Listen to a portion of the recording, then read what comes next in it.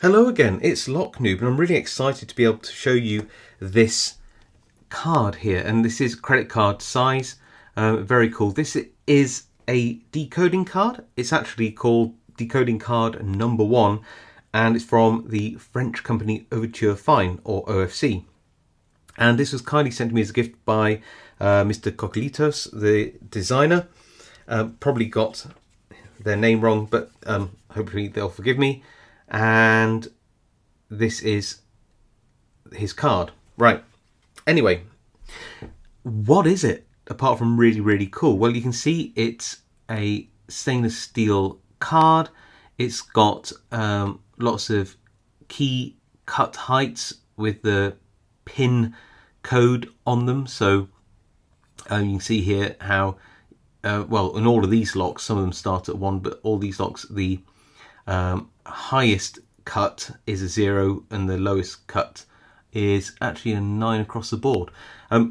It also has on here, and if I just use this key blank, you can see you've got here some holes across here, and these from the edge to these holes are the actual pin spacings of these different locks. And you also have the profiles of the keys here for profile identification. Why would you want one of these? Well, there's a number of reasons. First off, let me just say that I believe that OFC are going to try to make more of these cards for lots of different types of locks. I know that you can get similar ones in America for a lot of the American lock types like Arrow and Quickset, etc., etc. But this card has been designed for the most common profiles found in France, and we get a lot of these in the UK as well, as it happens. So you've got Cess, Cisa, Tessa and Vachette. Not all of them are French makes, but they are very common in France. Now, I actually have a Cess 810. Here is the key for it. And so imagine that I found a Cess lock and I had this key. I would know that this was a CE2X key blank because it fit on that profile nicely. And say I just had the key but I needed to take another copy.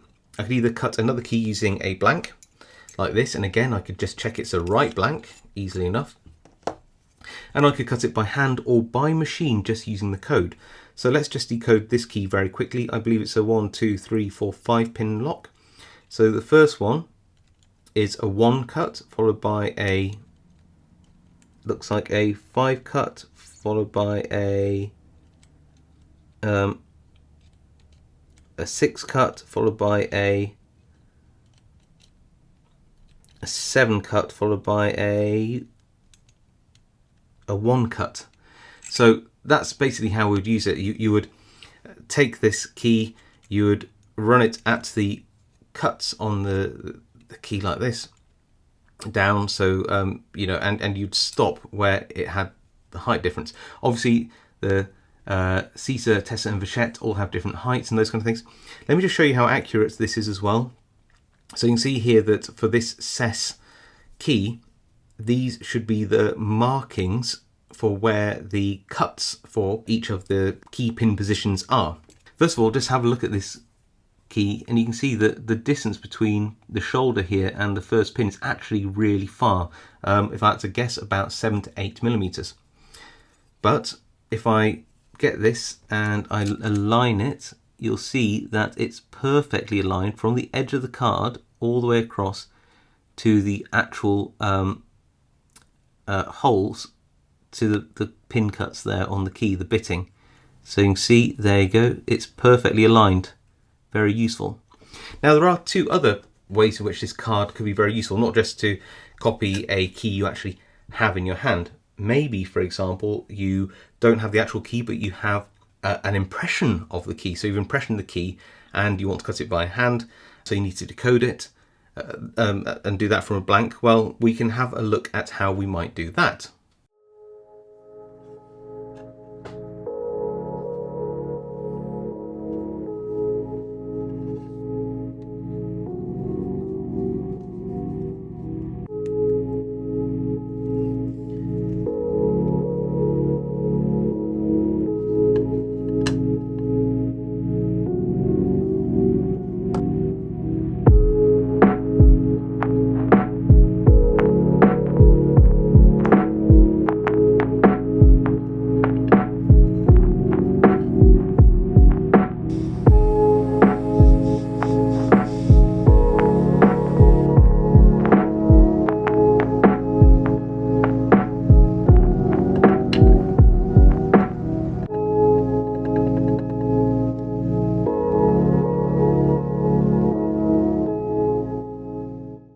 So here we are, the cast key. This was my actual second pour. The first one I didn't heat the metal up enough and it only did a partial cast. Nevertheless, we can see that it fits in the profile guide, so that's right. Once you removed all the flashing from the key, you can see that we've got one,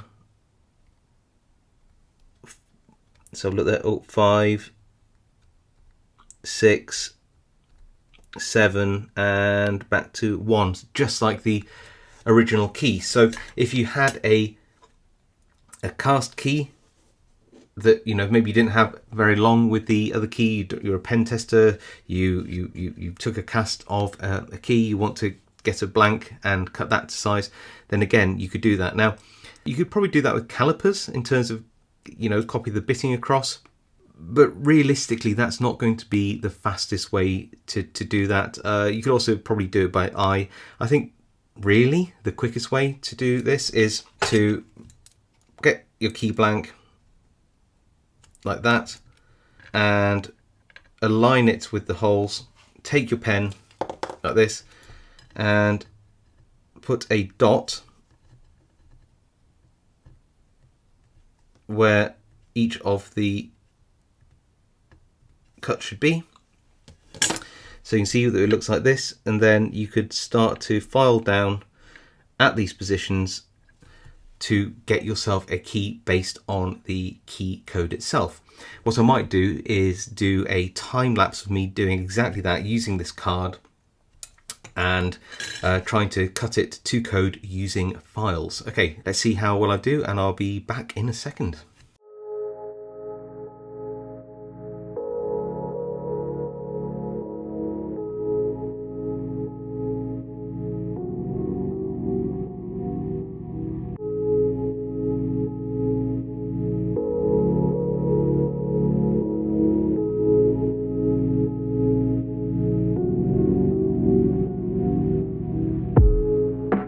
Okay, so, well, I'll be absolutely honest with you, this is the first time I've actually used this card at all. I had 3 blanks that I got from a locksmith, and, well, I guess we've got to give it a go.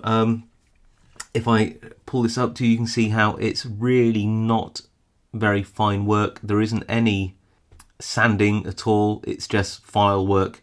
I've used the, I don't know if you saw on the time lapse, but I used a half round file to just knock off the edges so we don't have canyoning in the lock if it works, and yeah, we can get it out. So let's take it out of my little jeweler's grip, and well, here's the lock it's supposed to go in. There's the actual key, so let's try it with that. Butter smooth. Okay, that's good. Right, this was decoded off the key. I haven't, you know, spent a lot of time on it. Let's just see if it works. Please work. Yeah, and it's a bit rough. Clearly, I could probably just, you know, give it a few more licks of a file or something, and it might be a bit smoother. But frankly, since that's my first ever go using a decoding card, obviously I know the theory, I'm pretty pleased with that. That's actually really good. Just off the card. That shows how accurate it must be. And if you had a machine and you weren't doing this by hand, it'd be even better. So here we go. We've got, I think it's cut 1 there, cut 5. That's a bit tight. Maybe I could have taken a bit more of that. Cut 6. That's tight too. Probably could take a bit more of that. And 7 there, and back to 1. So yeah, I mean, clearly I can feel where it's a bit tight on the key. Now I know that it's a bit tight in the lock. If I took a little bit more off positions 4 and 3, we'll probably have something a lot smoother. So clearly we can use this card to decode a key we already have, or an impression of a key that we don't currently have, and we can use that to use a machine or a file to hand cut a working copy of that key. There's another really good use for a card like this, and that is impressioning.